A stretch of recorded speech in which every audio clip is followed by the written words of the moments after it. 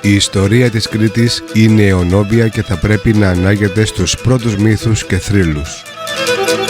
Σύμφωνα με την ελληνική μυθολογία, ο Δίας, ο πατέρας των θεών και των ανθρώπων, γεννήθηκε στην Κρήτη, όπου αργότερα μυστικά ζευγάρωσε με την όμορφη νύφη Ευρώπη, η οποία έδωσε το όνομά της στην Ήπειρό μας. Ήταν εδώ που για πρώτη φορά ο πολυμήχανος τεχνίτης Δέδαλος, ο κατασκευαστής του διάσημου λαβύρινθου, αγνόησε τον νόμο της βαρύτητας και πέταξε μακριά με το γιο του Ίκαρο. Η κρητική μυθολογία έχει μία μοναδική ομορφιά αισθητικού πλούτου, η οποία την έχει κάνει αγαπημένη σε όλο τον κόσμο. Η κρητική μυθολογία βρίσκεται βαθιά στις ρίζες των αρχαιολογικών θησαυρών, που μπορείτε να θαυμάσετε σε πολλά μουσεία και στους αρχαιολογικούς χώρους του νησιού. Οι μύθοι είναι στενά συνδεδεμένοι με την πραγματική ιστορία του νησιού. Ακολουθούν 14 από τους σημαντικότερους μύθους της ελληνικής μυθολογίας που σχετίζονται με την Κρήτη. Πάμε να τους δούμε.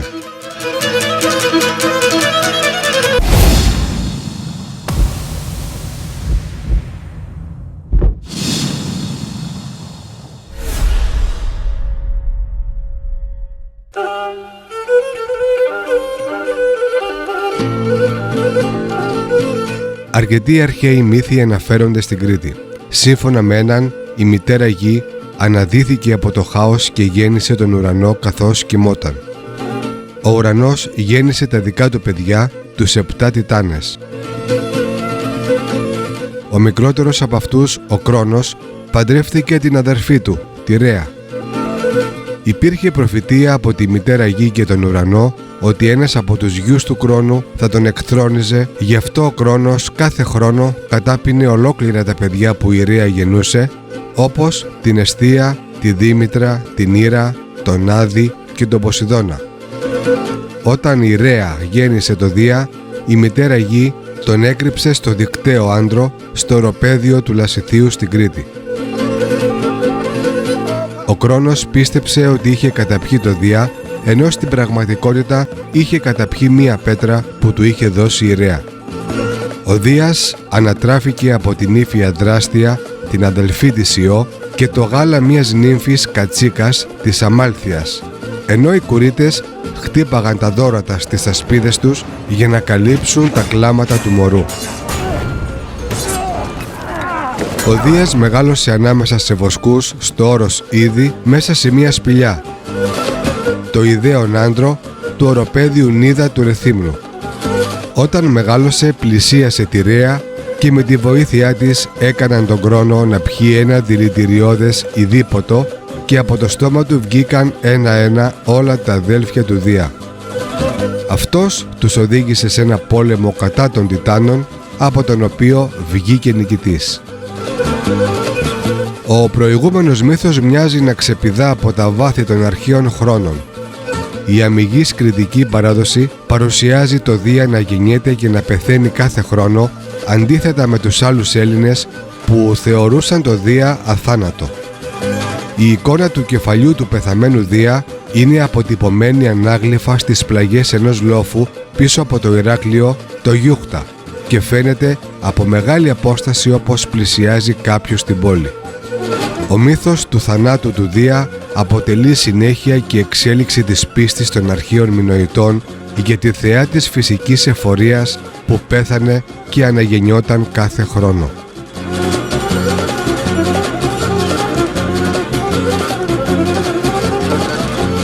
Στη χώρα της Κανά, ο Αγένορ και η Τελέπφασα είχαν 5 γιους και μία κόρη που ονομαζόταν Ευρώπη. Ο Δίας ερωτεύτηκε την Ευρώπη και μεταμορφώθηκε σε ολόλευκο ταύρο. Η Ευρώπη, μαγεμένη από την ομορφιά του, πήδησε στη ράχη του και το ζώο όρμησε κατά το πέλαγος. Ο ταύρος απομακρύνθηκε κολυμπώντας, ενώ η κατατρομαγμένη Ευρώπη ήταν γατζωμένη στη ράχη του. Ο Δίας έφτασε στα ακρογιάλια της Κρήτης, όπου η Ευρώπη γέννησε 3 γιους, το Μίνωα, το Ροδάμανθη και το Σαρπιδόνα. Όταν ο Δίας άφησε την Ευρώπη, αυτή παντρεύτηκε τον Αστερία που υιοθέτησε τους 3 γιους της. Αυτή η μύθη είναι πιθανό να είναι εμπνευσμένη από πραγματικές εκστρατείες που πραγματοποιήθηκαν από την Κρήτη στην Ανατολική Μεσόγειο.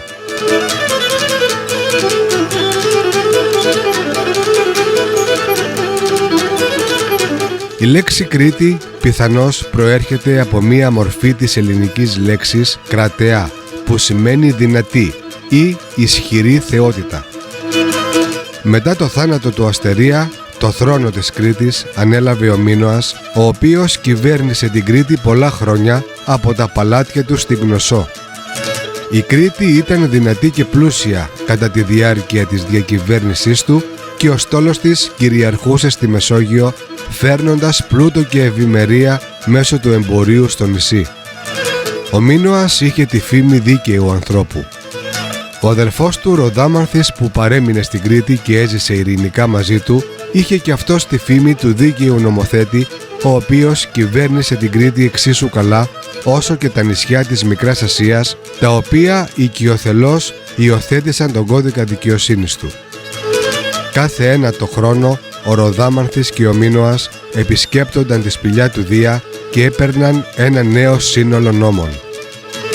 Ο κρητικός πολιτισμός ονομάστηκε Μινωικός από τον Άρθουρ Έβανς, που ανέσκαψε την Κνωσσό. Είναι πιθανό η λέξη Μίνωες να ήταν βασιλικός τίτλος μιας δυναστείας που κυβέρνησε την Κρήτη και όχι όνομα ατόμου. Η ειρηνική αποδοχή του νόμου της Κρήτης από τους κατοίκους της Μικράς Ασίας αποτελεί απόδειξη για την επέκταση του κρητικού πολιτισμού σε ολόκληρο το Αιγαίο και τη Μικρά Ασία, όπου οι Κρητικοί έχτισαν την πόλη της Μίλατου. Ο μύθος λέει ότι μία ακόμα πόλη με το όνομα Μίλατος χτίστηκε από τους Κρήτες στην Ιρλανδία.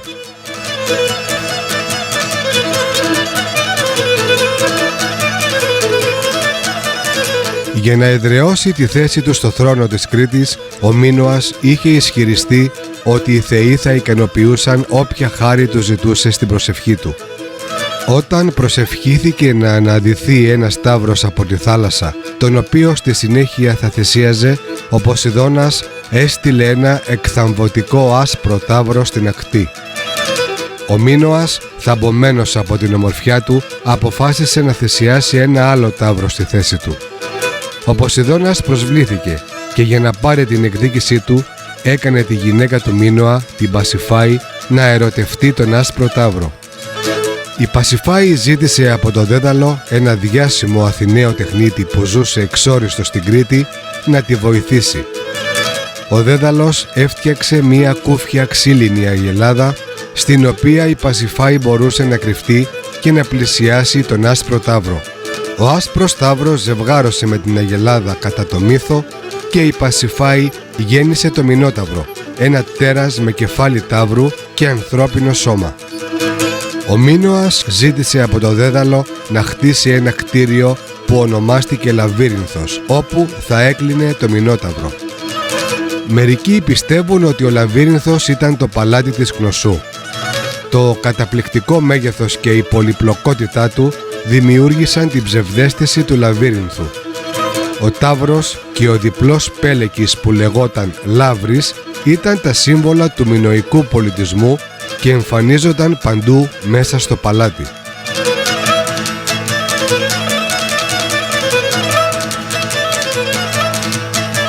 Ο Μίνωας ήταν ο πρώτος βασιλιάς που κυριάρχησε στη Μεσόγειο θάλασσα και εξάλειψε τους πειρατές, κυβερνώντας πάνω από 90 πολιτείες στην Κρήτη. Όταν οι Αθηναίοι δολοφόνησαν το γιο του Ανδρογέα, άρχισε πόλεμο εναντίον τους, ο οποίος διήρκησε μεγάλο χρονικό διάστημα. Ο Μίνωας παρακάλεσε το Δία να εκδικηθεί για το θάνατο του Ανδρογέα. Μετά την πρόκληση μιας σειράς σεισμών από το Δία, οι Αθηναίοι συμβουλεύτηκαν το μαντίο των Δελφών, το οποίο τους απάντησε να ικανοποιήσουν οποιοδήποτε αίτημα του Μίνωα. Ο Μίνωας ζήτησε να στέλνονται 7 νέοι και 7 νέες κάθε 9 χρόνια στην Κρήτη σαν θυσία για το Μινόταυρο.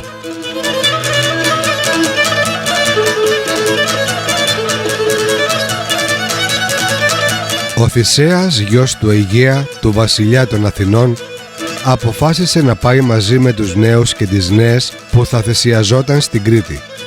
Αν εξολόθρευε το Μινόταυρο χρησιμοποιώντας μονάχα τα χέρια του, η υποχρέωση για θυσία θα σταματούσε. Η κόρη του Μίνωα, η Αριάδνη, ερωτεύτηκε αμέσως το Θησέα. Του έδωσε ένα σπάγκο για να τον δέσει στην πόρτα του λαβυρίνθου και να τον ξετυλίγει μέχρι να φτάσει στο μέρος που κοιμόταν ο Μινόταυρος. Ο Θησέας σκότωσε το Μινόταυρο, αν και αμφισβητείται αν τον σκότωσε με τα χέρια ή με ένα ξύφος που του έδωσε η Αριάδνη. Έπειτα χρησιμοποίησε το σπάγκο για να βρει το δρόμο της επιστροφής προς την είσοδο του λαβυρίνθου. Ο Θησέας και η Αριάδνη απόδρασαν από την Κρήτη, αλλά στο δρόμο για την Αθήνα ο Θησέας εγκατέλειψε την Αριάδνη σε ένα νησί. Ο θεός Διόνυσος την παντρεύτηκε αμέσως μετά την εγκατάλειψή της από τον Θησέα.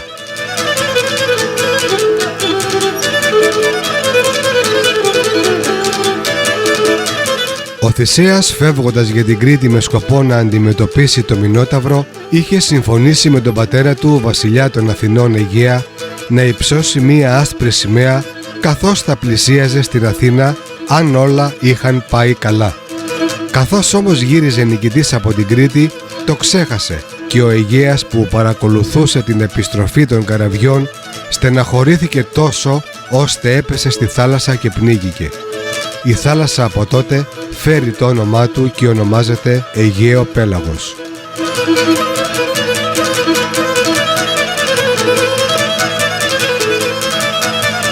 Όταν ο Μίνωας έμαθε ότι ο Δέδαλος βοήθησε τη γυναίκα του Πασιφάη να ζευγαρώσει με τον άσπρο ταύρο του Ποσειδώνα, τον έκλεισε μαζί με το γιο του Ίκαρο στο λαβύρινθο. Η Πασιφάη όμως τους απελευθέρωσε. Ο Μίνωας διέταξε να τεθεί σε επιφυλακή ο στόλος του και έτσι ο Δέδαλος δεν μπορούσε να φύγει από την Κρήτη. Ο Δέδαλος όμως έφτιαξε φτερά για εκείνον και το γιο του και έφυγαν πετώντας. Ο Ίκαρος παράκουσε τον πατέρα του και πέταξε ψηλά προς τον ήλιο, οπότε έλειωσε το κερί που ένωνε τα φτερά του, με συνέπεια να πέσει στη θάλασσα και να πνιγεί. Σήμερα το νησί που βρίσκεται το μέρος όπου υποτίθεται ότι πνίγηκε ονομάζεται Ικαρία.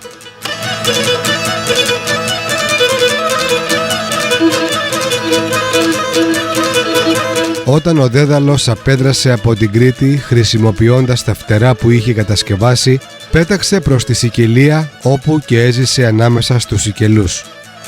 Ο Μίνωας πήρε το στόλο του και άρχισε να τον αναζητά. Όταν έφτασε στη Σικελία, επισκέφτηκε το βασιλιά Κόκαλο, ο οποίος έκρυβε το Δέδαλο και του ζήτησε να του τον παραδώσει.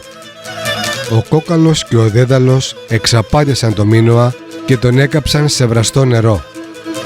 Ο Κόκαλος επέστρεψε το πτώμα στους Κρήτες, λέγοντας πως ο θάνατός του ήταν ατύχημα. Οι Κρήτες έχτισαν ένα τάφο για το Μίνωα στη Σικελία. Σήμερα υπάρχει μια πόλη που ονομάζεται Μινώα, ενώ άλλες πόλεις έχουν χτιστεί εκεί από τους Κρήτες. Ο Δίας έκανε το Μίνωα κριτή των νεκρών μετά το θάνατό του, μαζί με τον αδελφό του Ροδάμανθη και τον εχθρό του Έακο.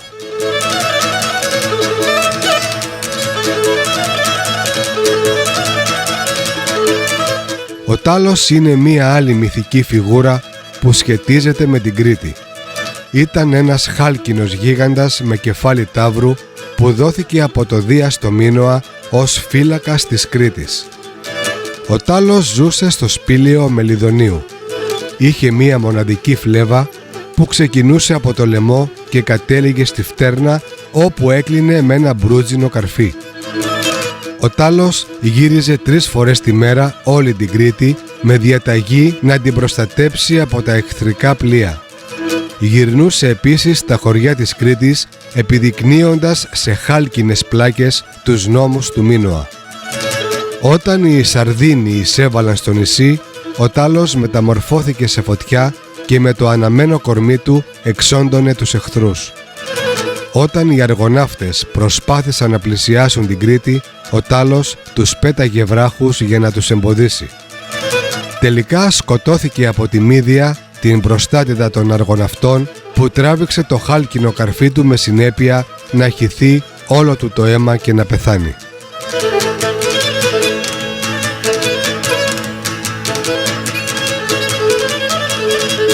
Αρκετά από τα αδέλφια του Μίνωα, τους γιους και τα εγγόνια του έφυγαν από την Κρήτη για διάφορες περιοχές της Μεσογείου και ταξίδεψαν μακριά μέχρι και την Ιρλανδία. Νέες πόλεις ιδρύθηκαν, αρκετές από τις οποίες ονομάστηκαν Μίνωα. Διάφοροι μύθοι που σχετίζονται με αυτές έχουν τις ρίζες τους στην κυριαρχία του μινωικού στόλου στη Μεσόγειο. Οι μύθοι αυτοί προέρχονται από τη χρυσή εποχή του κρητικού πολιτισμού που πήρε το όνομα του Μίνωα και διάρκεσε 1000 χρόνια περίπου.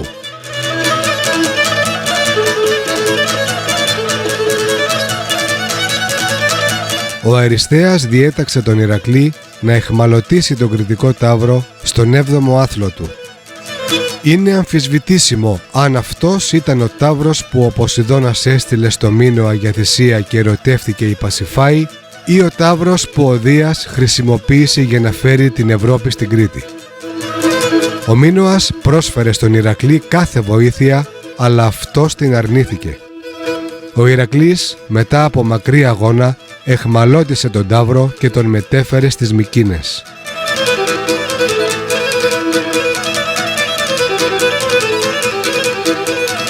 Οι Κρήτες ίδρυσαν το μαντίο των Δελφών αφιερωμένο στη μητέρα γη και άφησαν την ιερή μουσική τους, τους χορούς, τις τελετουργίες τους και ένα ημερολόγιο σαν κληρονομιά στους Έλληνες.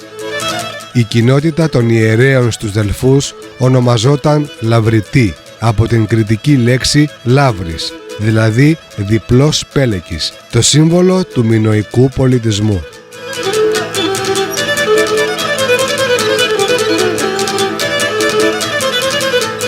Ο Όμηρος, αρκετά μετά το μινωικό πολιτισμό, μιλά στα έπι του για την Κρήτη σε διάφορες περιπτώσεις και την αποκαλεί φιλόξενη, όμορφη και εύφορη, αναφέροντάς την σαν μια χώρα με πολλές πόλεις που διοικούσε ο Μίνωας. Οι Κρήτες αναφέρεται ότι προέρχονται από διάφορες φυλές, τους Αιταιοκρίτες, τους Πελασγούς, τους Αχαιούς, τους Δωριείς και τους Κίδωνες. Όταν οι Αιταιοκρίτες, που ήταν οι αληθινοί Κρήτες, ζούσαν την παρακμή του μινωικού πολιτισμού, οι υπόλοιποι κάτοικοι της Κρήτης ήταν ελληνικές φυλές που υπήρχαν σε διάφορα μέρη του νησιού την εποχή του Ομήρου. Οι Κίδωνες ζούσαν στη δυτική πλευρά του νησιού και μέχρι και σήμερα η επαρχία γύρω από τα Χανιά ονομάζεται Κιδωνία. Ο Κίδωνας ήταν ο γιος της γυναίκας του Μίνωα Πασιφάης και του Ερμή. Το όνομα Κίδωνας σημαίνει δοξασμένος, περήφανος.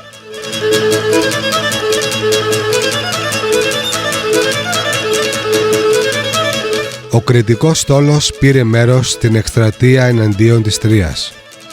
Όταν ο ελληνικός στόλος ήταν στην αυλίδα, μηνύματα στάλθηκαν από το βασιλιά της Κρήτης Ιδωμενέα που έκαναν γνωστό στον Αγαμέμνονα, το διοικητή του ελληνικού στόλου, ότι αν αυτός συμφωνούσε να μοιραστεί τη διοίκηση με τον Ιδωμενέα, 100 κρητικά πλοία θα συμμετείχαν στην ελληνική αποστολή στην Τρία.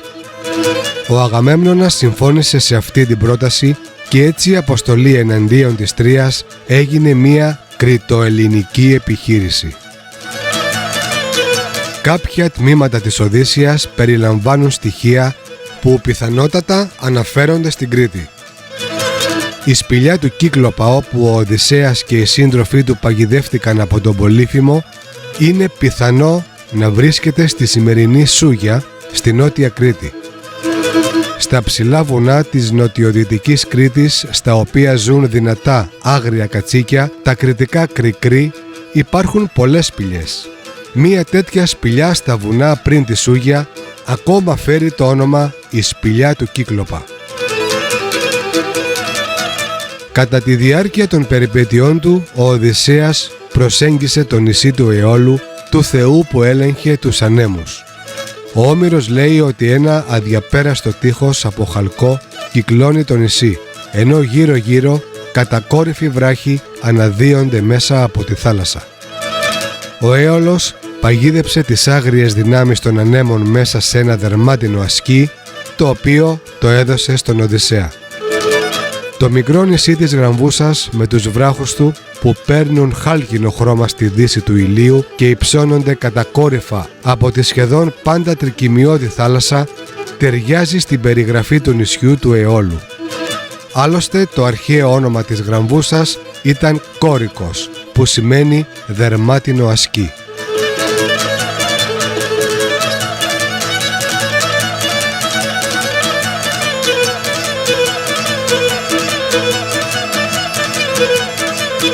Σας ευχαριστούμε που παρακολουθήσατε το βίντεο.